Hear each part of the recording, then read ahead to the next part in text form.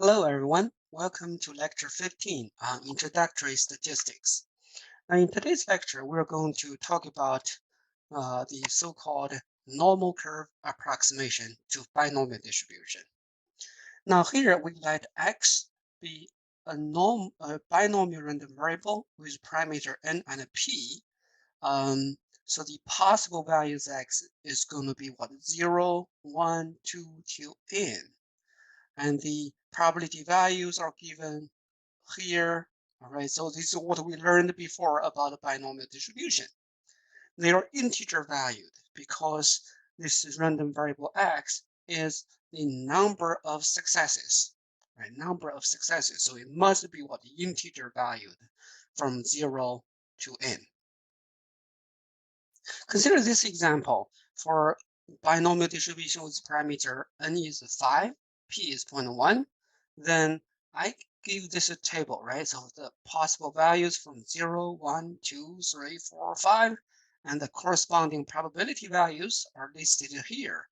Now, if we draw it in in this bar graph, you can see that the corresponding height is the probability. So as you can see, this has something like this, right? So it's decreasing, right? So as we can clearly see from this one. Now, however, if we increase this number n, all right, so things can be different. All right, let's consider this one. Here is as n increases, we increase the number n and keep this p 0.0, 0.1, right? Now you can see what kind of pattern do we have. Here is n is 5, n is 10, 20, 30, 40, 50, 60, 70, and 80. And as you can see, right, as n increases, the shape of the curve, right? The shape of the curve, can you see that? The shape of these, okay. And when it comes to n equals 80, p equals 0.1, and you can see that this is clearly looks like what? Look like symmetric, looks bell-shaped. Is that bell-shaped? Looks like it's bell-shaped, right?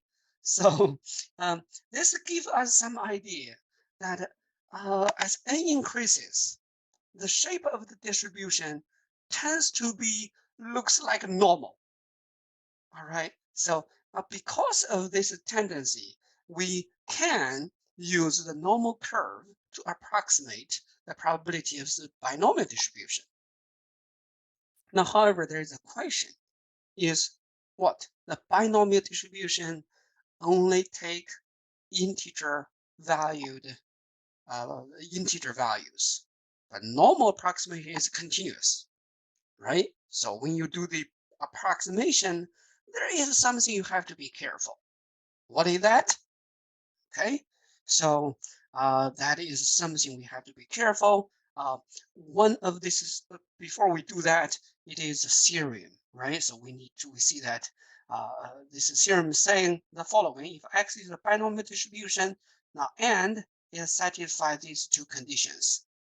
NP is greater than 5, n times 1 minus p is greater than 5, then the probability distribution x can be approximated by a normal distribution with mu is np, sigma is n square root of np 1 minus p. That is to say what? A normal what? np, and sigma square is going to be np 1 minus p. All right, that's what we have here. Right, that's kind of the distribution. So we are going to use this normal distribution to approximate the binomial distribution. All right, so let's see how can we do that. Assume 50% of the people from the population approves the job of the president is doing. Consider a random sample of 12 people from the population. What is the probability that exactly 6? Exactly 6. So that is what? The probability for x equals 6, right? For binomial distribution, so we want to find this probability. Now, I know that we're what? X has a binomial distribution with a parameter that's 12 of them. Each of them is 0.5, 50%. So therefore, we want to find this one, right? So we can use a calculator to find this value easily, right? So like this one, right? We know that this is a 0.226, right? Using the calculator. That is to say there is a 22.6% chance that exactly 6 of the 10, 12, it should be 12. 12 people selected approve the job of the president is doing. Yes. So because this is using the using what? Using the binomial distribution, we can find exactly this value easily, right? So now, and this probability is, as we found here, equals 0.226.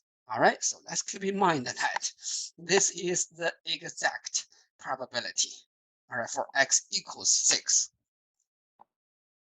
Now, let's see that if we can approximate this probability using a normal distribution. Now, firstly, we may check, right? So NP is greater than 5, and N times 1 minus P is also greater than 5. So these two conditions are satisfied. So these conditions satisfied, so we can move on and do the approximation. Okay, so however, as we know, all right, so P is x equals 5. Here y is a normal distribution, okay? Y is normal with meal equals NP. That is 6. We already found this 6. And sigma equals square root of NP1 minus P equals square root of, I believe it's 3. Okay, you can find it, square root of 3. All right, so say we are going to use this normal distribution to approximate this binomial distribution. Now, however, there's a question. If you are using this equation, right? So equal x equal to 5, you are using y also equals 5. This is not going to be right because you see, this is y is a normal is continuous. Y is continuous, right? So this probability is simply equal to 0, right? So for a normal distribution, for a continuous distribution, y equals 5 is simply just 0. Now, however, for x equals 5, as we know, this is 0.226, as we just learned here, okay? Now, of course, you cannot just use y equals 5 to approximate the value for x equals 5. Because y here is the normal distribution and it's continuous, right? This probably is going to be 0. Now, then what shall we do, right? So what shall we do? Now, instead of using this one, we are going to use an adjustment. That is to say, we are going to take what? The middle parts, half unit adjustment. Instead of equals 5, we may use what? Y is greater than 5.5, less than 6.5. Like what we did in this one, like this one, right? Like this one.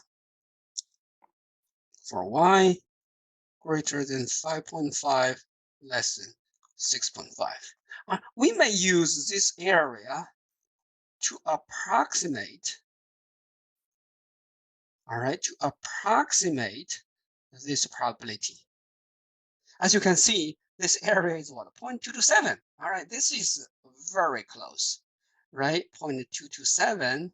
And the true value is 0.226. And you can see that this approximation is actually pretty good, right? So it's just a 0.001 difference, right? So you can see how good our approximation is using this simple example. But be careful, we do have to need to do some adjustment, right? So instead of using y equals 5. Okay, so this adjustment is necessary when we are using normal distribution to approximate a discrete distribution, such as this binomial distribution. Okay, so such a case is called a continuity correction factor. Okay, so what is that? That refers to half unit shading adjustments necessary to include the entire width of the histogram bar in question. It is used when you use a continuous probability distribution to approximate a discrete one. All right, so normal is continuous, binomial is not. So we got to use this continuity correction factor. Now, in general, we use this table, all right, continuity correction factor table by using what x equals 6 as an example. The common area is going to be what?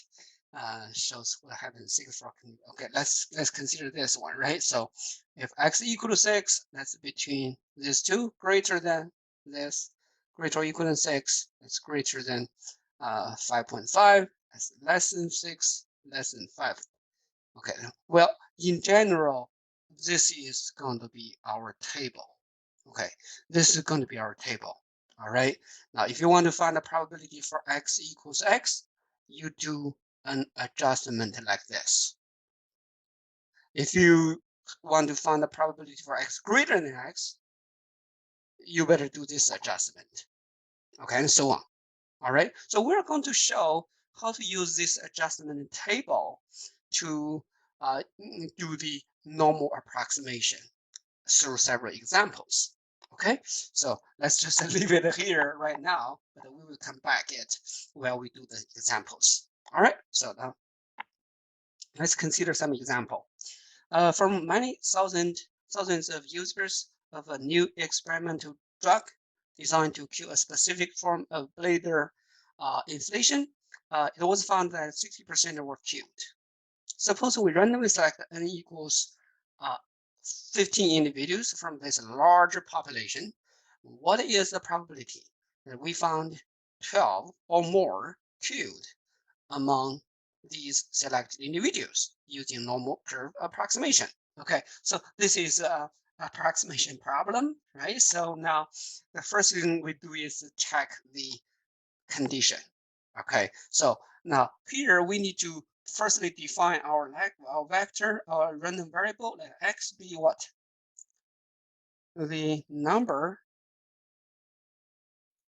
of individuals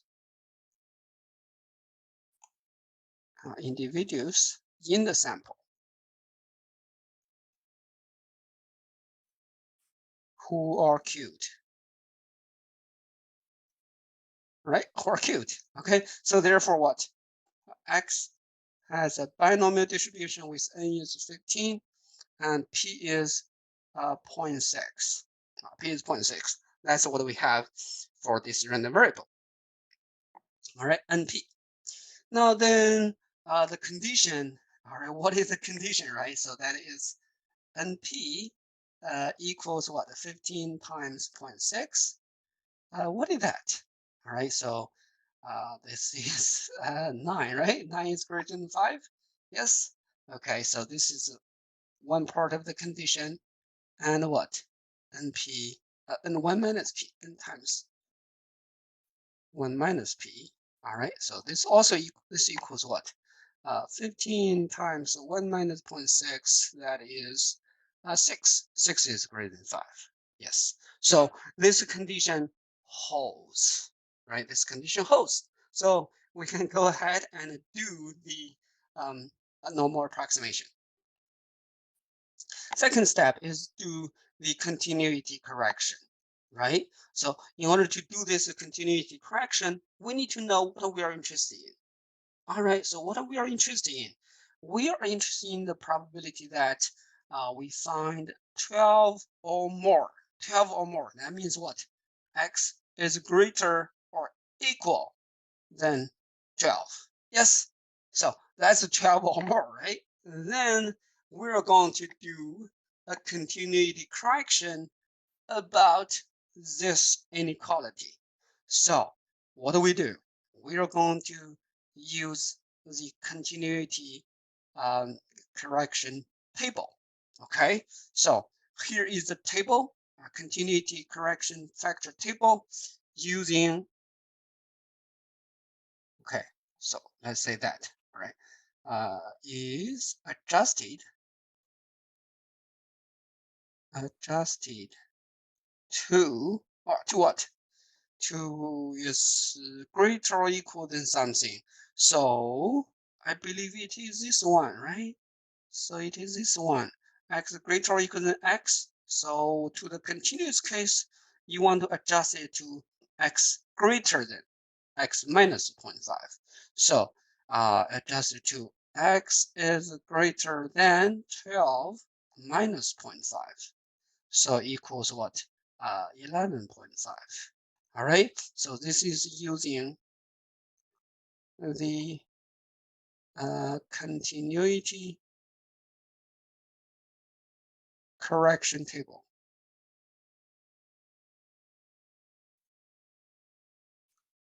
Okay, so we use that table, and this discrete about the discrete value about the discrete case is adjusted to the continuous case, x greater than 11.5. And step 3 is to find the mean and standard deviation. As we know in the theorem, so the mean for the normal. Okay, so as you can see from the theorem, the mean is NP, and standard deviation is NP1 minus P, or square root. Yes?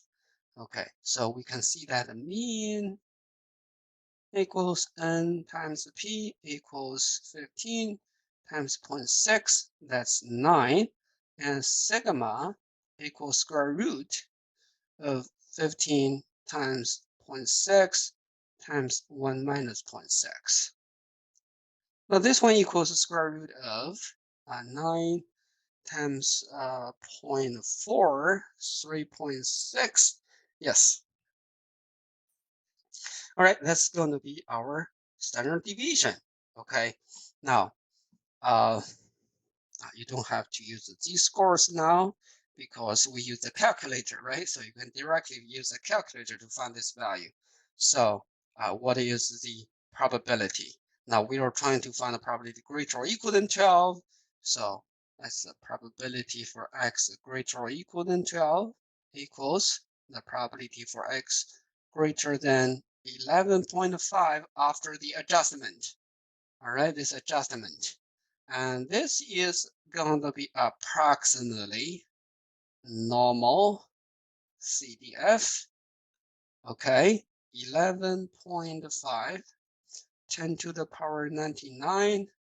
The mean is 9. Standard deviation is square root of 3.6. And using the calculator, you can find this value, right? So I'm going to leave it there. You can use the calculator to find this value. All right, this is how we solve this question using normal approximation. See what we do. All right, the first step is to check the condition, right? So approximation condition. The second step is to do the continuity correction, right? So using what? Using the correction table. Okay. So in step 3, find the mean and standard deviation of the normal distribution of for the normal approximation. So we found the mu is this one, sigma is this, and then just to go through this step 4, probability. This is adjusted, and then using the calculator, we can find this value. Easy, right? So that's how we do this. Okay, so let's consider another example. Okay, out of millions of assembly line batteries produced last month by a large manufacturer, 6% are known to be defective. Out of 170 randomly selected batteries from its population, find the probability that 14 or fewer of these will be defective using normal curve approximation. So again, for this one, let what? X be the number of defective batteries in the sample. All right, so this is my x. So x will have a binomial distribution with parameter, I believe it's 170, right? So its total number is 170 and 0.06. Okay, well, now then we need to check the attention. N times p. So that's what? 170 times 0.06. So what is this? Two, 10.2, right? 10.2 is greater than 0. Yes? Okay, and n1 minus p equals 170 times 1 minus 0.06 equals what? 159.8. Okay, 159.8. That is also greater than 5. Sorry, greater than 5 is greater than 5. Okay, so these conditions are satisfied, so we can do the approximation. Now, the continuity correction, so we're interested in 14 or fewer, right? So in this case, is x less or equal than 14. Now, this one should be adjusted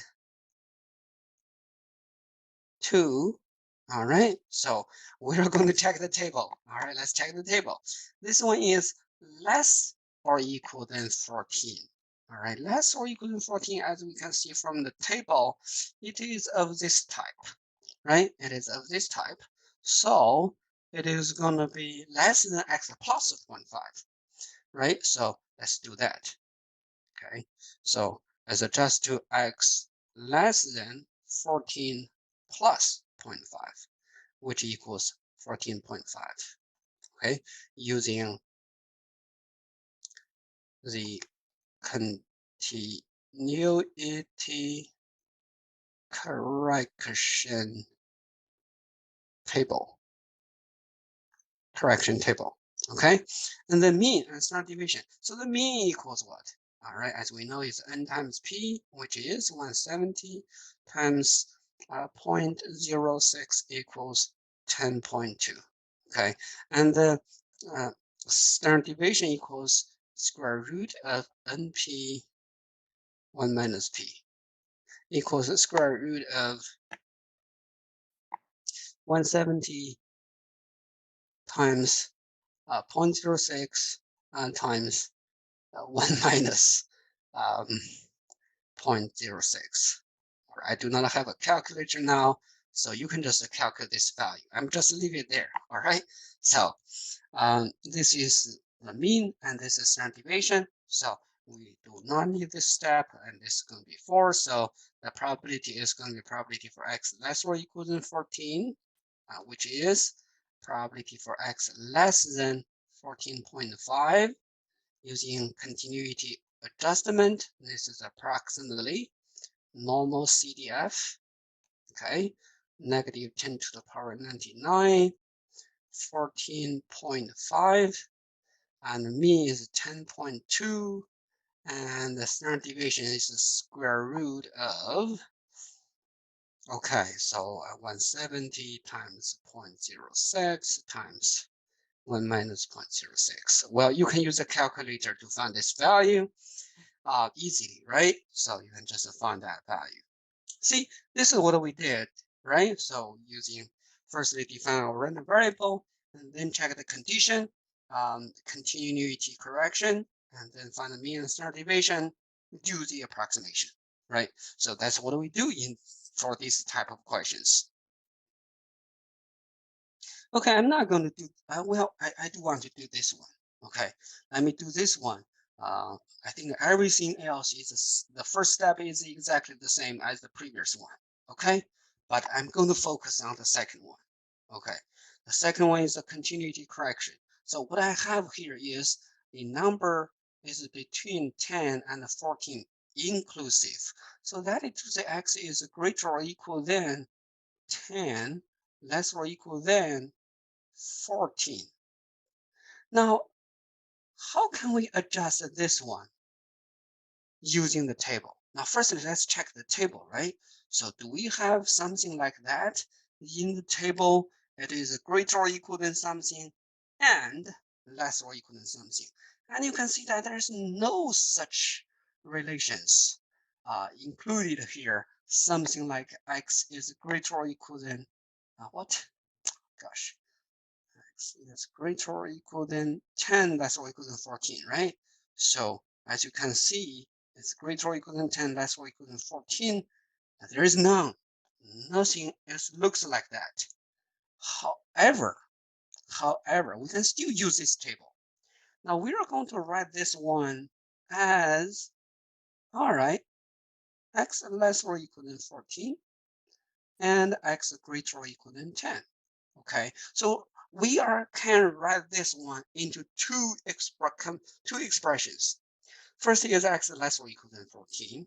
The second is x is greater or equal than 10. They're going to be exactly the same, right? So they're going to be exactly the same.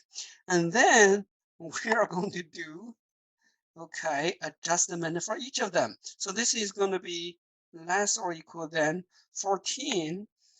You can see it's strictly less than, right? This should be x less than 14 plus 0.5 equals 14.5. And the bottom one is x greater or equal than 10. So it should be x greater than, okay, 10 minus 0.5 equals 9.5.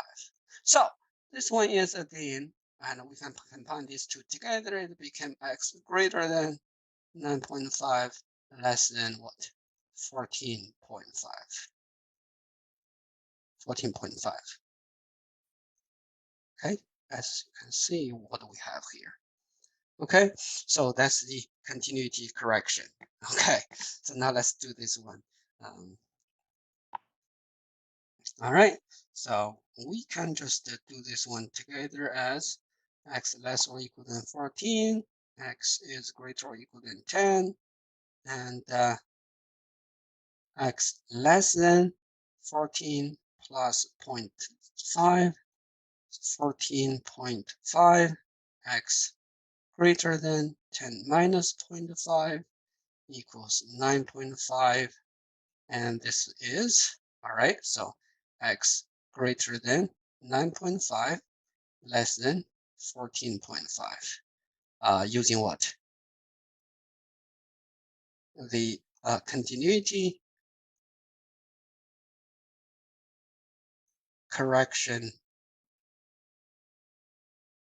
table.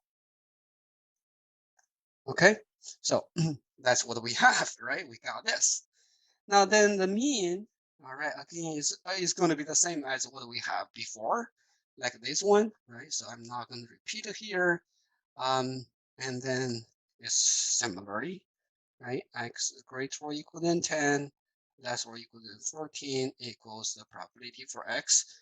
And 9.5 less than X less than 14.5 equals normal CDF as 9.5, 14.5, mu is 10.2, and this is the square root of that thing, right? So you can use a calculator to find this value. All right, so this is another example, and be careful for inequalities like this, we can transform it into two, and then finally combine them to this one using the continuity correction table. All right, remember that. Okay, so that's how we deal with these type of intervals. Okay, so very good. All right, I think that's about this lecture, and I'm going to see you in the next one. Thank you.